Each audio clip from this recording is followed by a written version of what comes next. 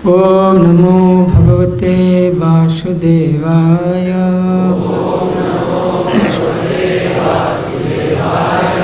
ओम नमो भगवते वासुदेवाय।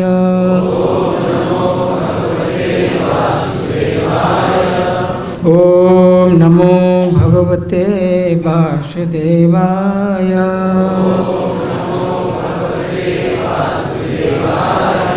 नारायणं नमस्कृत्य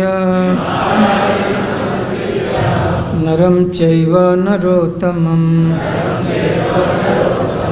देवीं सरस्वतीं व्यासं ततो जयमुदीरये।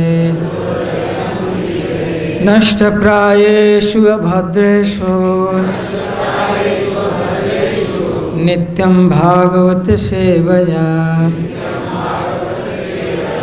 भगवते उत्तमश्लोके भक्तिर्भवति नैष्ठिके।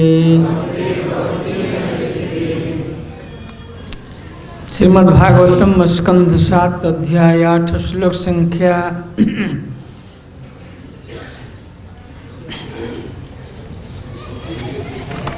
46-47 यही ना।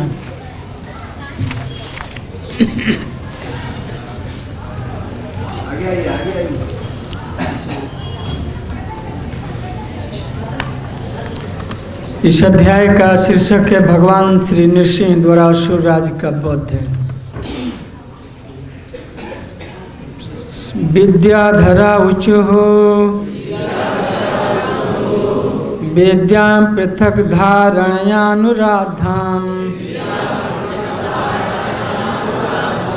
न सेधयज्ञो बलवीर्यदृप्ता शयेन शंखे पशुबद्धतस्तम् माया नृसिंहं प्रणतास्म नित्यम्। श्री विद्याधरा उचुः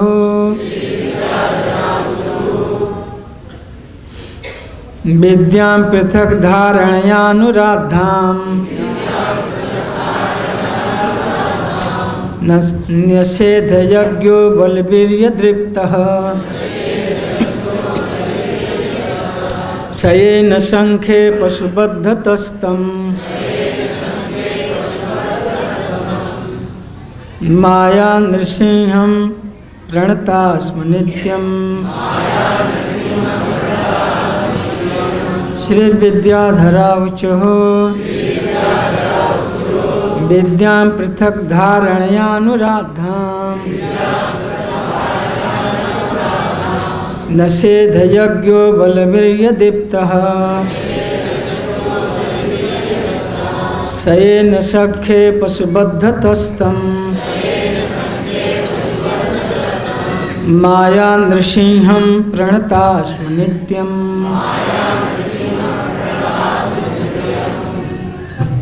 श्री विद्याधरा उचुः विद्याधर लोक के निवासियों ने प्रार्थना की। विद्याम जो विद्याएं जिनसे प्रकट तथा अप्रकट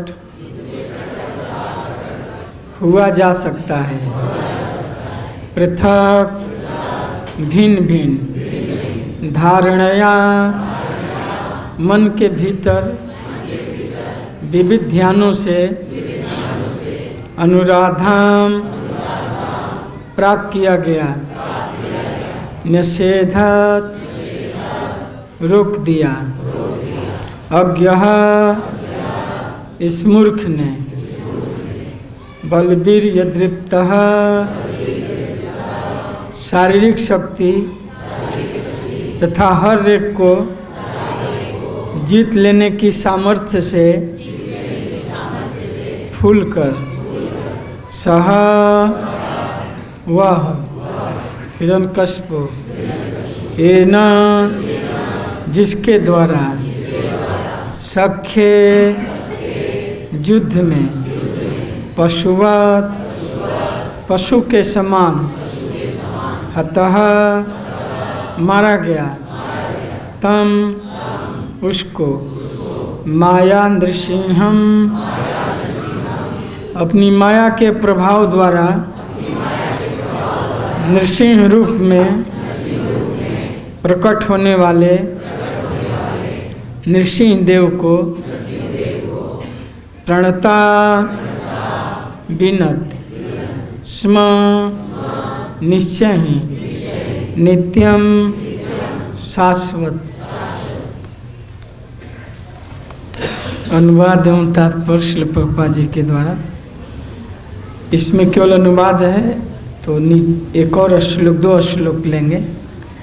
विद्याधर के निवासियों ने प्रार्थना की कि उस मुढ़ हिरण्यकशिपु ने विविध प्रकार के ध्यान के अनुसार प्रकट तथा प्रकट होने की हमारी शक्ति का प्रतिबंध लगा दिया था। हरे कृष्ण हरे कृष्ण हरे कृष्ण। यहाँ से ये है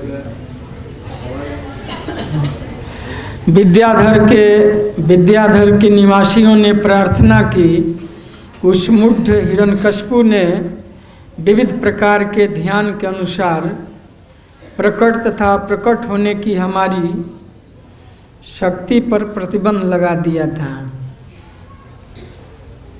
क्योंकि उसे अपनी श्रेष्ठ शारीरिक शक्ति तथा अन्यों को जीत लेने की सामर्थ्य का घमंड था। अब पूर्ण पुरुषोत्तम भगवान ने उसका उसी तरह वध कर दिया जैसे वह असुर कोई पशु हो। हम भगवान नृसिंह देव के उस लीला रूप को सादर प्रणाम करते हैं। 47 श्री नागावचो येन पापेन रत्नानि स्त्री रत्नानि हृतानि न तब वक्षः पाटने नासम तद्दानंदम नमस्तुते। नागलोक के वासियों ने कहा, अत्यंत पापी हिरण्यकशिपु ने हम सबके प्राणों की मणियाँ तथा हम सबकी सुंदर पत्नियाँ छीन ली थी। अब चूंकि उसके वक्षस्थल को आपने अपने नाखूनों से विदीर्ण कर दिया है, अतएव आप हमारी पत्नियों की परम प्रसन्नता के कारण हैं। इस तरह हम सभी मिलकर आपको सादर नमस्कार करते हैं। तात्पर्य, यदि किसी की संपत्ति तथा पत्नी बलपूर्वक छीन ली जाए तो वह शांति पूर्वक नहीं रह सकता। पृथ्वी लोक के नीचे बसे नागलोक के सभी वासी अत्यंत चिंतित थे, क्योंकि हिरण्यकशिपु द्वारा उनकी संपत्ति चुरा ली गई थी और पत्नियों का अपहरण हो चुका था। अब हिरण्यकशिपु के मारे जाने से उनकी संपत्ति तथा उनकी पत्नियां वापस मिल चुकी थीं, जिससे उनको परम प्रसन्नता हुई। विभिन्न लोकों के निवासियों ने भगवान को सादर नमस्कार किया, क्योंकि हिरण्यकशिपु की मृत्यु से उन्हें राहत मिली थी। अब हिरण्यकशिपु द्वारा किए गए उत्पातों की ही तरह सारे संसार में उत्पात हो रहे हैं, क्योंकि सरकारें आसुरी हैं। जैसा कि श्रीमद् भागवतम के 12वें स्कंध में बताया गया है कि कलि युग के सरकारी कर्मचारी उचक्कों तथा लुटेरों जैसे होंगे। इस तरह एक ओर प्रजा अन्न के अभाव से पीड़ित होगी, दूसरी ओर सरकार उस पर भारी कर लगाएगी। दूसरे शब्दों में इस युग में विश्व के अधिकांश भागों में लोग हिरण्यकशिपु के साधन सिद्धांतों द्वारा उत्पीड़ित होंगे।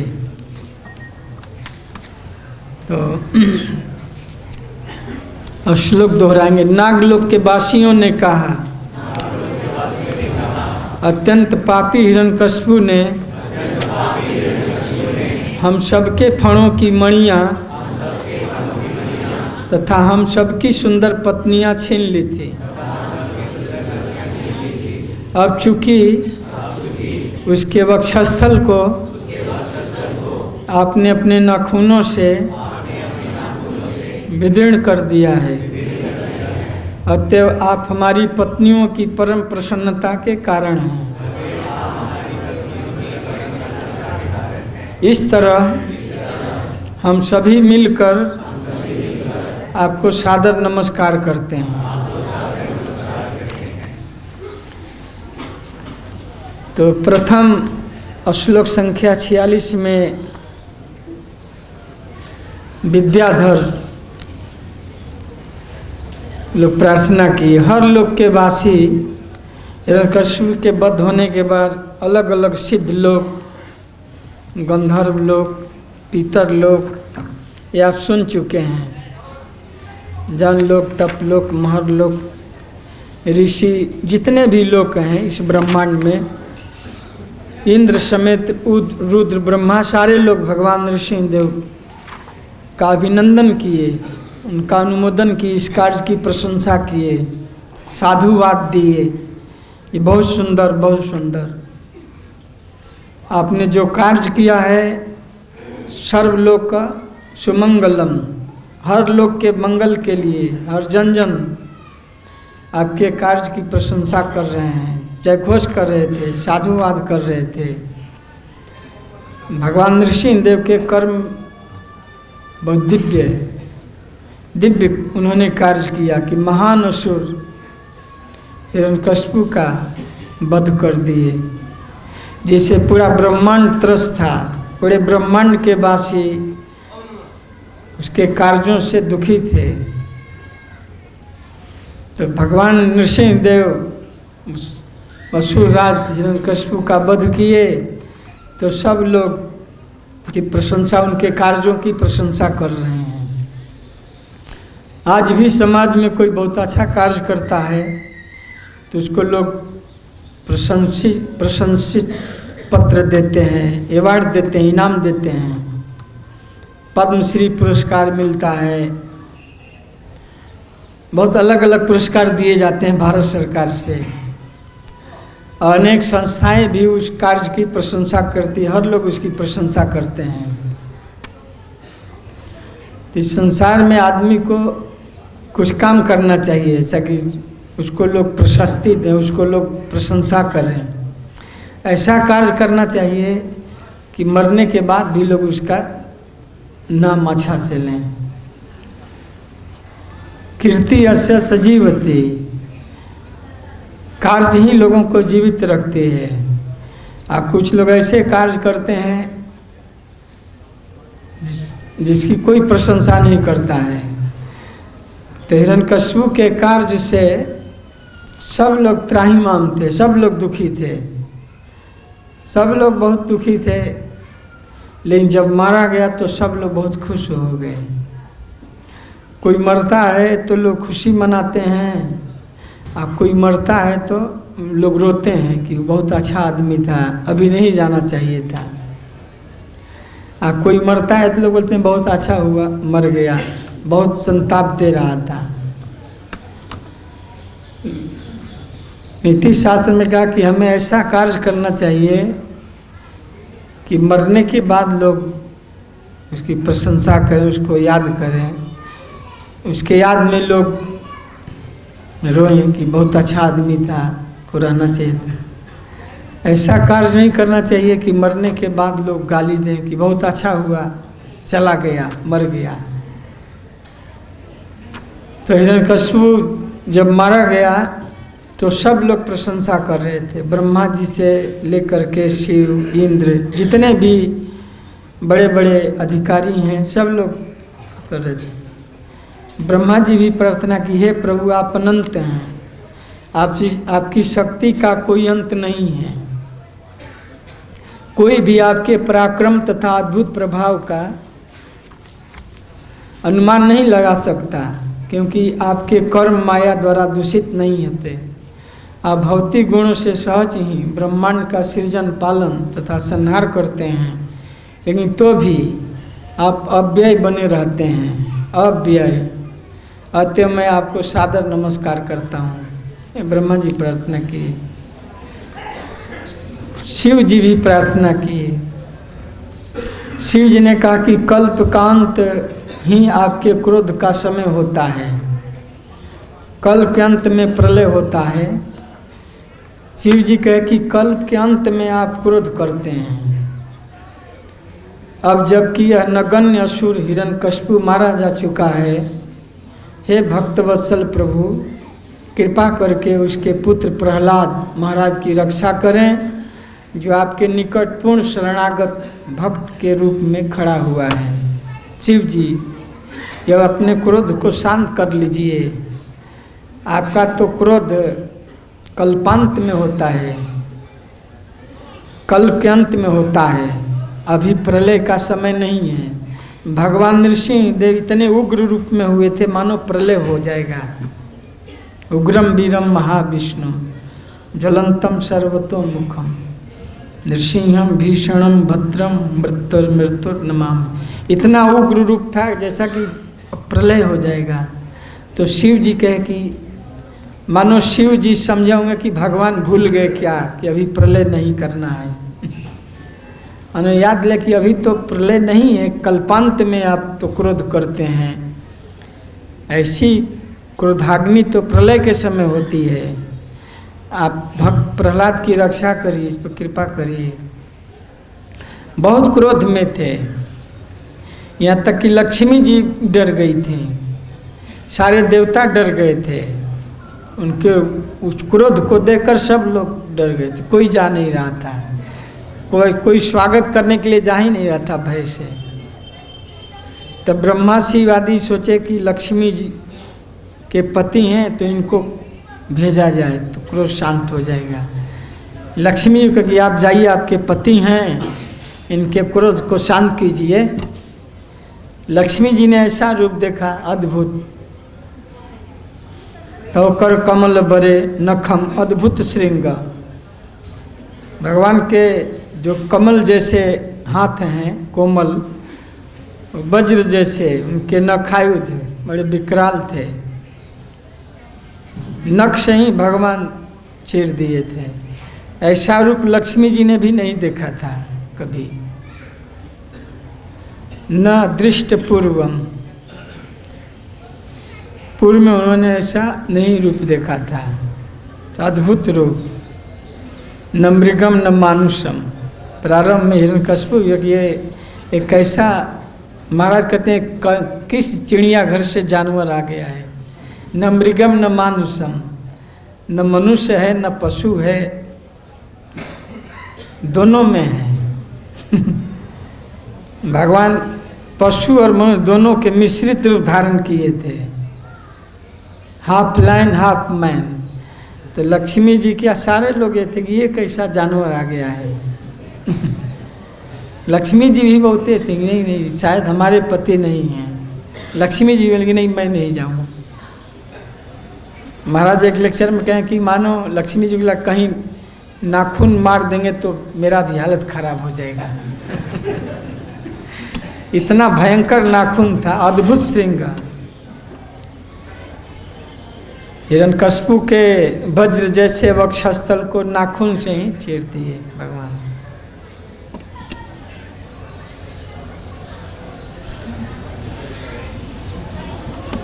तो सब लोग दूर से प्रार्थना कर रहे थे कि शांत हो जाइए, अब बहुत हो गया। इंद्र भी सब लोग भयभीत हो गए थे चारों। शिव जी कहते कि अभी प्रलय का समय नहीं है, प्रभु आप अपना क्रोध शांत कर लीजिए।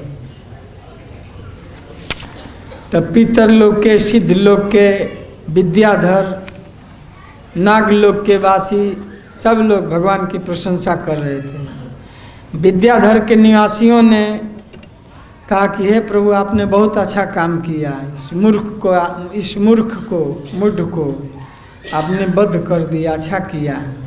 ये बहुत बड़ा मूर्ख है, अपने पुत्र को ही मारने के लिए सारी शक्ति लगा दिया था, सारा बल ज्ञान जो भी इसके पास है सब चीज़ का प्रयोजन है अच्छा काम में लगाना चाहिए। अपने बल का, ज्ञान का, धन का प्रयोग करना चाहिए अच्छे कार्य के लिए, लेकिन इसने अपने सारे ऐश्वर्य को, दुनिया को तपाने में लगा दिया था। इसका एक ही प्रयोजन था, जो भी प्राप्त किया था तपस्या करके, धन बल जो भी, वो दुनिया को तपाने में, परेशान करने में लगा दिया था। यहाँ तक कि अपने पुत्र को ही मारने के लिए बहुत युक्ति अपनाया। आपने बहुत अच्छा किया है। यहाँ तक कि हम लोग पूजा भी नहीं कर पा रहे थे, न ध्यान कर पा रहे थे। हम लोगों की जो शक्ति थी कि कभी हम प्रकट होते थे, कभी अप्रकट हो जाते थे, हमारी शक्ति को भी परास्त कर दिया था। ये मैंने देवताओं में जो शक्ति थी, जो कार्य करने की शक्ति थी, सबका स्विच ऑफ कर दिया था। जितना भी सिद्धियां थीं वो सब ये कर दिया, सबको अपने बस में कर लिया था। किसी का मिस्टिक पावर नहीं काम कर रहा था। कभी कभी लोग प्रकट हो जाते हैं, कभी अप्रकट हो जाते हैं, कभी बड़ा रूप ले लेते हैं, सब सारा चीज़ रिजर्व कर दिया था। सब कुछ पर प्रतिबंध लगा दिया था। कोई यज्ञ नहीं कर सकता था, कोई पूजा नहीं कर सकता था, कोई आध्यात्मिक शक्ति प्राप्त करने के लिए किसी प्रकार का कार्य नहीं कर सकता था। उसको अपने बल का इतना घमंड था, विद्याधर के वासी करें कि इतना उसको घमंड था अपने बल का, अपने ज्ञान का, कि अपने आगे वो किसी को कुछ नहीं समझता था। वो किसी को कुछ समझता ही नहीं था। जैसे नेता लोग महाराज को लेकर हम बोल रहे थे जुहू में कि जो हम लोग बोलते हैं जो हमसे टकराएगा चूर चूर हो जाएगा। ऐसे उससे कोई टकराए भी तो चूर चूर हो जाते थे, इतना वज्र जैसा था। अन्यों को जीत लेने की सामर्थ्य का घमंड था, सबको जीत लिया था। और पूर्ण पुरुषोत्तम भगवान ने उसका उसी तरह वध कर दिया जैसे वह असुर कोई पशु हो, पशुवत। सये न सख्य पशुबद्ध तस्तम, भगवान नृसिंहदेव पशु की तरह उसे मार दिए थे। जैसे कोई शिकारी जंगल में हिंसक पशुओं को मार देता है, शेर को, जब शेर कोई नरभक्षी हो जाता है तो शिकारी से मार देते हैं। जैसे रणभूमि में नृसिंह भगवान उसको पशु की तरह मार दिया था। शयन सख्य पशुबद्ध तस्तम माया नृसिंहम प्रणतास्म नित्यम। भगवान नृसिंहदेव की उस लीला रूप को सादर नमस्कार कर रहे थे, प्रणाम कर रहे थे। भगवान की अद्भुत लीला, उन्हें पशु की तरह खेल खेल में उसको मार दिया था।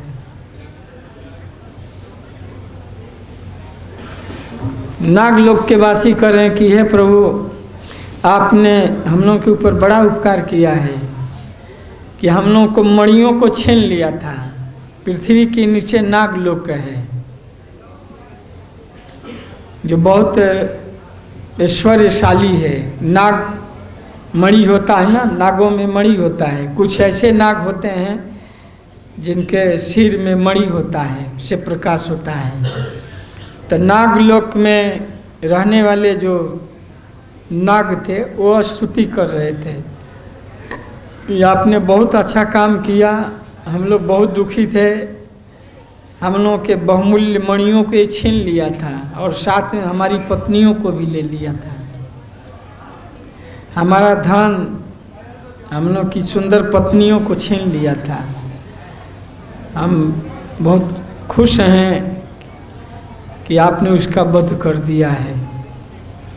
ए न पापे न रत्नानि स्त्री रत्नानि हृतानि न तद बक्षः पाटने नासाम दातानंदम नमस्तुते।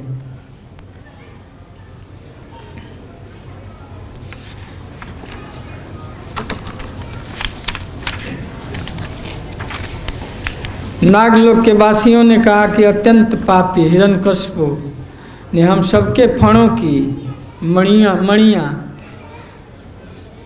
मणिधर होते हैं सांप, कुछ विशिष्ट सर्प होते हैं जो मणि धारण करते हैं, अब विशेष करके नागलोक में मणिधर, इस संसार में यहाँ भी नागमणि, पृथ्वी लोक में भी कोई कोई सर्पों में नागमणि पाया जाता है। नागमणि बड़े बड़े जंगलों में पुराने पुराने सर्प 100 वर्ष तक जो सर्प थे वो मणि धारण कर लेते हैं, ऐसा कुछ लोग बोलते हैं।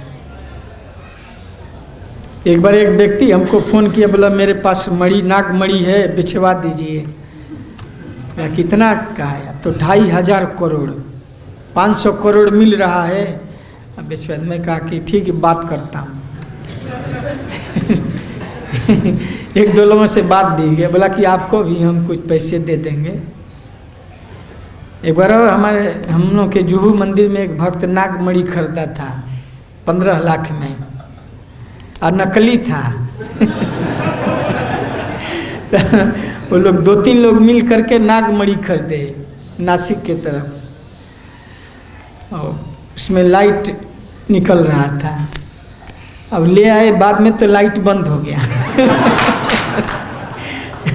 वो नकली था, वो फेरे में पड़ गए वो लोग। जहाँ से लिए थे वो तो सब जालसाजी वाले थे, उन लोगों का पैसा भी डूब गया सब। तो यहाँ भी नागमणि की चर्चा होती है, बहुत सारे कहानियों में, पौराणिक कथाओं में भी हम नागमणि की बात सुनते हैं। और वर्तमान में भी नागमणि पाया जाता है, लेकिन बहुत इस समय कठिन है नागमणि प्राप्त करना।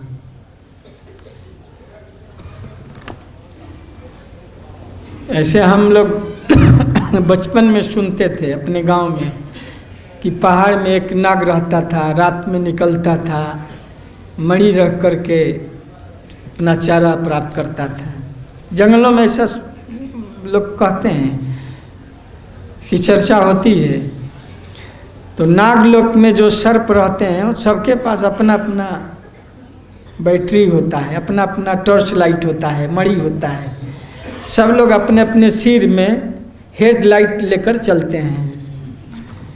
वो हेडलाइट है, जैसे डॉक्टर लोग हेडलाइट यूज करते हैं ना ऑपरेशन करने के लिए, या डेंटिस्ट लोग भी हेडलाइट रखते हैं।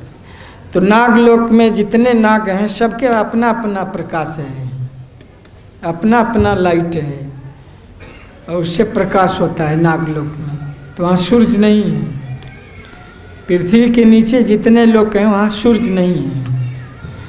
तो नागलोक में सर्प, बड़े बड़े विशाल सर्प रहते हैं, बहुत शक्तिशाली। भीम एक बार नागलोक में चले गए थे। एक बार भीम को दुर्योधन खाने के लिए आमंत्रित किया था। भीम बहुत खाते थे। कहीं देखते कहाँ से निमंत्रण आ रहा है, निमंत्रण आता था तो भाई लोग कहते मैं जाऊँगा, आप लोग रहो। हम लोग भी बचपन में कहीं से निमंत्रण आता था तो बोलते थे हम जाते हैं, हम जाएंगे। या हम लोग सोचते थे घर वाले कहते हैं कि आप जाओ, वहाँ से निमंत्रण आया है खाने के लिए। निमंत्रण खाने के लिए साधु लोग भी बहुत भागते हैं, एक दिन में कई भंडारा अटेंड कर लेते हैं। है कि नहीं? एक जगह सूरत में हम लोग 13 जगह प्रोग्राम अटेंड किए थे, 13 प्रोग्राम सूरत में। सूरत जमण के लिए प्रसिद्ध है बोलते हैं लोग। सूरत में जमण और काशी में मरण। तो काशी था इसलिए कहीं पानी, कहीं जूस, कहीं ड्राई फ्रूट्स ऐसे हो गया। 13 घर में गए। महाराज की कथा चल रही थी तो सबके घर में जाना था, तो 13 घर में गए हम लोग। शाम को चालू किए 8 बजे कथा के बाद, महाराज के कथा के बाद हम लोग 12 साढ़े 12 बज गए रात। कहीं जाते थे पानी, कहीं पी लेते। एकादशी था, 12:30 बज गए। एक भक्त का और रह गया घर, मुकुंद प्रभु का, जो इधर रहते हैं, गौशाला इधर चलाते हैं ना। तो एक भक्त से हम कहे कि अब 12:30 बज गए, अब चलना है। तो बोले नहीं, वहाँ नहीं जाएंगे तो महाभारत से कम नहीं होगा।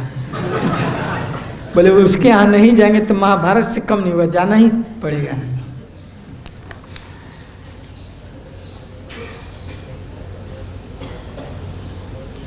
तो नागलोक के जो रहने वाले नाग हैं बहुत समृद्ध हैं, बहुत ऐश्वर्यशाली हैं, अमृत पीते हैं वो लोग। तो भीम को जब भोजन पर आमंत्रित किया था दुर्योधन, तो विष दे दिया।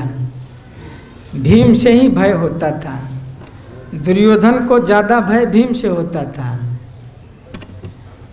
और पांडवों से भय नहीं खाता था, लेकिन भीम से बहुत भय, कि भीम कभी भी उसको पछाड़ देते थे, कभी भी उसको मारकर पछाड़ देते थे।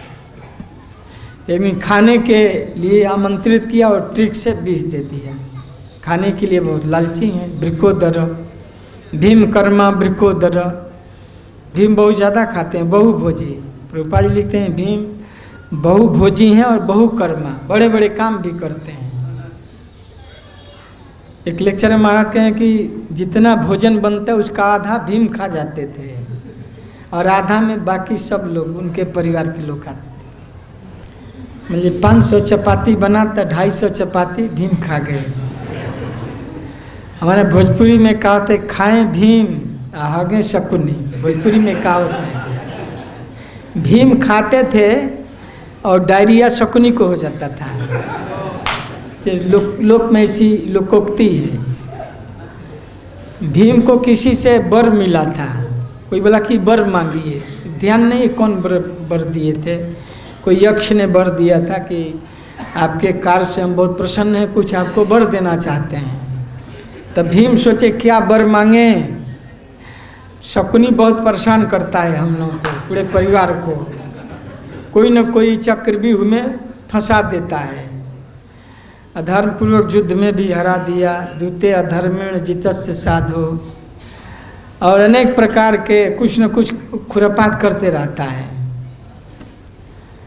तब वर देना है तो ऐसा वर दीजिए कि मैं जो भी खाऊं मुझे उसका कोई रिएक्शन न हो, उसका रिएक्शन मामा शकुनी के ऊपर हो। मैं मिर्ची भी खा लूँ तो मेरा हजमा न खराब हो शकुनी को। इसे लोक में हमारे यहाँ प्रसिद्ध है, लोकोक्ति है कि खाएं भीम आगे शकुनी। तो कभी कभी भीम ऐसा चीज़ खाते थे, ऐसा गरिष्ठ वस्तु खा लेते थे, कभी कभी मिर्ची खा लेते थे तो भीम शकुनी का पेट खराब हो जाता। कभी गोनी गोनी मिर्ची खा जाते थे, ऐसा मतलब ये था। इसीलिए भीम जो है बहुत खाते थे, ज़्यादा खाएं कि अनपच जो है शकुनी को हो जाए।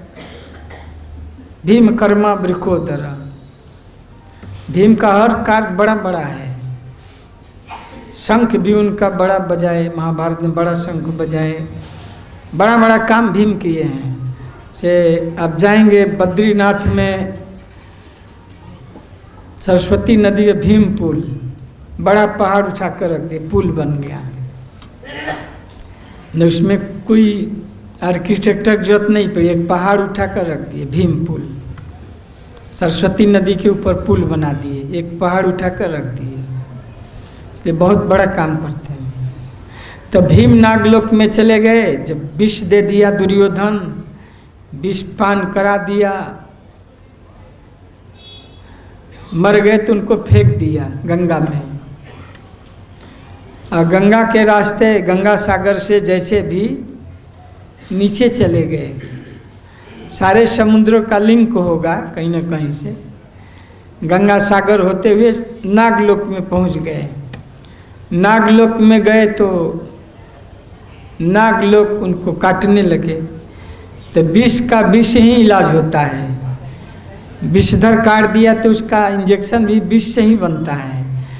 तो सर्पों के काटने से उनका विष जो है निकल गया। फिर चेतना में आ गए, चेतना में आ गए तो लगे नागों को मारने लगे। नागों को मारे तो नाग लोग भागे भागे। नागों के जो राजा थे, क्या नाम था उनका, हैं वासुकी, सब लोग वहाँ भाग कर गए कि एक ऐसा आदमी आया है विचित्र, बहुत बलवान है, सब लोगों को मार रहा है। तो वह नाग लोग का राजा जो था वो बड़े बड़े और बहादुर नागों को भेजा कि जाओ उसको नागपाश में बंदी बना कर ले आओ मेरे पास। बड़े बड़े अजय नाग जा कर के भीम को बंदी बना कर के ले आए, जो नाग लोग के राजा थे उनके पास। तो पूछे कि कहाँ से आए हो, तो आपका आइडेंटिफिकेशन क्या है, आपके पास आईडी है, कहाँ से आए हो, पास लेकर आए हो। बातचीत होने लगा तो नाग लोग के जो रहा तो बोले कि तो हमारे ही पूर्वज, हमारे परिवार से ही आया है। वो जो राजा थे कौरवों के ही पूर्वज थे, नाम मुझे याद नहीं है, महाराज से हमने सुना है। जोर से बोलिए।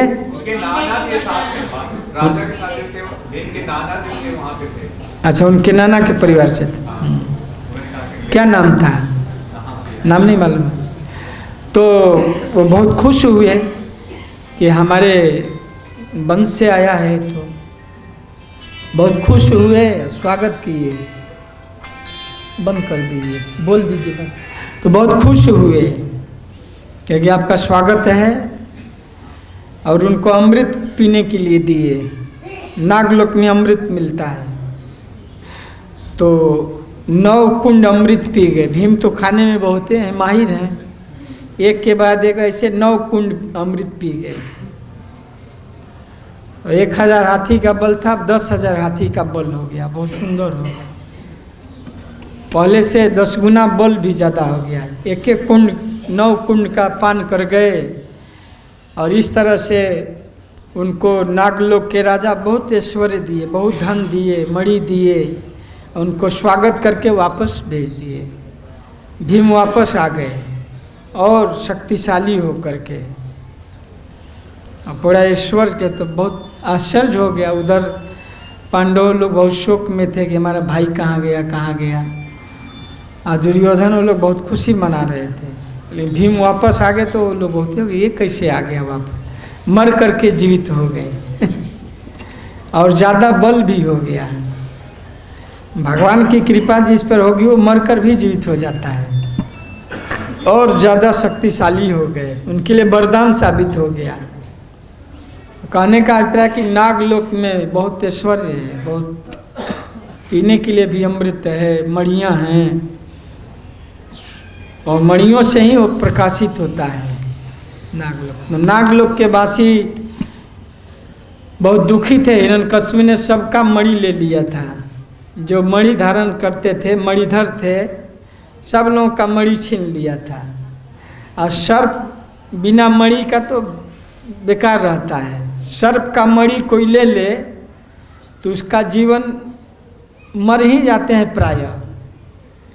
मणि वाला सर्प का अगर मणि ले लिए तो मर जाता है। जैसे मछली को पानी से बाहर निकाल दीजिए तो मर जाती, वैसे मणि सर्प से ले लीजिए तो मर ही जाता है प्रायः। तो बिना मणि के उनका तेज निस्तेज हो गया था। उनकी पत्नियों को भी छीन लिया था। पत्नी और मणि से च्युत हो गए थे, तो बहुत दुखी रहते थे वो लोग। गृहस्थ है, गृहस्थ की पत्नी कोई ले जाए तो सबसे बड़ा दुख है। गृहस्थ के बाद स्त्री न हो और धन न हो तो गृहस्थ का जीवन बहुत संकट में हो जाता है। गृहस्थ है, पैसा भी नहीं है और पत्नी भी नहीं है, तो बहुत दुख होता है। कभी कभी गृहस्थ की पत्नी मर जाती है, पैसा भी नहीं, तो सन्यासी बन जाते हैं कि चलो सन्यास हो जाएंगे तो खाने को इधर उधर भंडारा मिलेगा। नारी मुई गृह संपत नासी, मूड़ मुड़ाए भय सन्यासी। नारी मर गई, पैसा भी नहीं है तो सन्यास ले लिया। उद्देश्य क्या है कि खाना पीना अच्छा होगा, दान दक्षिणा मिलेगी। तो नागलोक के वासी लोग बहुत दुखी थे, लेकिन जब हिरण्यकश्यप का वध हो गया, उनका वापस धन स्त्री मिल गया, तो बहुत खुश हुए लोग। सबसे ज़्यादा खुशी मनाए, बोले प्रभु हम लोग बहुत दुखी थे, हम लोग का सब कुछ ले लिया था। हल्लिन सर्वस्व अरुणारी, जैसे सुग्रीव जी कहे ना भगवान राम से कि प्रभु बाली मेरा भाई है, लेकिन मुझे बहुत मार मारा और मेरा सब कुछ ले लिया, राज स्त्री सब ले लिया। और सुग्रीव बाली के भय से ऋषिमुख पर्वत पर आते थे, भगवान से कहे कि मेरी पत्नी को मेरा राज्य सब ले लिया। हरली ने सर्वस्व नारी। वैसे नाग लोगों के ऊपर भगवान ने बहुत बड़ा उपकार किया, उनका खोया हुआ धन उनकी स्त्री को वापस करा दिए वध करके। इस तरह से सारे लोग स्तुति कर रहे हैं कि बहुत अच्छा किए, हम लोगों का जीना दुबर कर दिया था, हम लोग जीवित ही मरे जैसे थे, सांस लेना भी ये था, उसके राज्य में रोना भी गुनाह था। हम लोग न रो पाते थे न कुछ कह पाते थे, कोई अपना कष्ट भी नहीं सुना पाता था।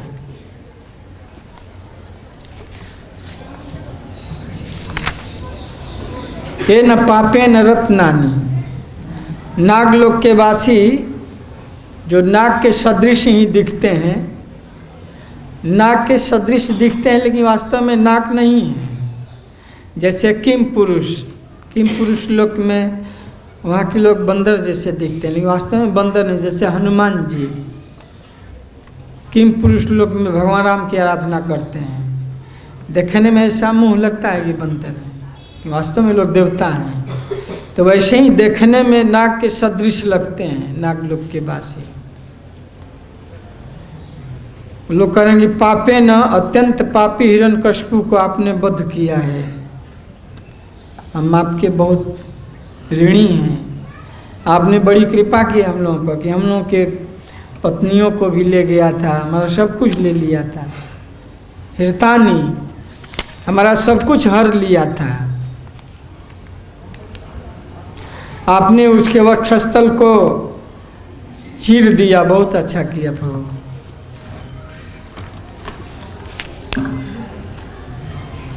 नागलोक के वासियों ने कहा कि अत्यंत पापी हिरण्यकशिपु ने हम सबके फणों की मणियों तथा हम सबकी सुंदर पत्नियों को छीन लिया था। अब चूंकि उसके वक्षस्थल को आपने अपने नाखूनों से विदीर्ण कर दिया है, अतएव आप हमारी पत्नियों की परम प्रसन्नता के कारण हैं। अतएव आप हमारी पत्नियों की क्या, उनके भी तो खुशी के कारण हैं, केवल पत्नियों की ही थोड़े हैं। पति पत्नी सब बहुत खुश हो गए थे, उनकी पत्नियां तो खुश थी ही, नाग लोग के वासी कहेंगे हमारी पत्नियों की परम प्रसन्नता के आप कारण हैं। इस तरह हम सभी मिलकर आपको सादर नमस्कार करते हैं और हम लोग भी कर रहे हैं। हम लोग तो आज तक भी रोज करते हैं ना नरसिंह भगवान को, नमस्ते नरसिंहाय। आज तक भगवान नरसिंह देव के कार्यों की प्रशंसा भक्त लोग करते हैं। आद्यवंत, उसका कोई आदि अंत नहीं है। जब तक भक्त रहेंगे तब तक नरसिंह देव की आराधना भक्त लोग करते रहेंगे कि नरसिंह देव का बहुत बड़ा उपकार है। विशेषकर भक्तों के ऊपर भगवान बड़ी कृपा है, भक्तों को भय को दूर करते हैं। सिंहनादे न महता दिग्दंती भयनाशनम, सारे भय को दूर करते हैं। प्रहलाद वरदम श्रीशम दैतेश्वर विदारणम, ऐसे दैत्यराज असुर को भगवान ने मारा और सारे भक्तों के ऊपर आए संकट को दूर किए। आज तक भी रोज भी भक्तों की रक्षा भगवान नरसिंह देव करते हैं, इसलिए हम लोग नमस्कार करते हैं। तो नागलोक के वासी कहे कि प्रभु हम लोग आपके बहुत कृतज्ञ हैं कि आपने हम लोगों के ऊपर महान संकट को दूर किया है, हमारा खोया धन और पत्नी वापस करा दिए, उस महान असुर का वध किए। तो हम लोग आपको नमस्कार करते हैं बार बार, हजार बार, करोड़ बार। पुनश्च भूयोपि नमो नमस्ते। अर्जुन कहे ना कि आपको बार बार हम नमस्कार करते हैं। इतो नृसिंह परतो नृसिंह, यतो यतयामि ततो नृसिंह। इस तरह से सारे बड़े बड़े देवता सब लोग भगवान नृसिंह के कार्यों की प्रशंसा कर रहे हैं। सारे देवता, सारे लोग के वासी, आपने बहुत बड़ा काम किया, पूरे ब्रह्मांड को तपा दिया था, हिला दिया था। सबको जला रहा था। आपने ऐसा कार्य किया कि सब लोग सुखी हैं, सब लोग, सबका संकट दूर हो गया। तो नरसिंह देव के कार्यों की सब लोग प्रशंसा कर रहे हैं, उनको नमस्कार कर रहे हैं। आगे अब आप सुनेंगे श्री मनवा हुचो। अब मनु लोग क्या प्रार्थना करें वो कल आप सुनेंगे। हरे कृष्ण, धन्यवाद।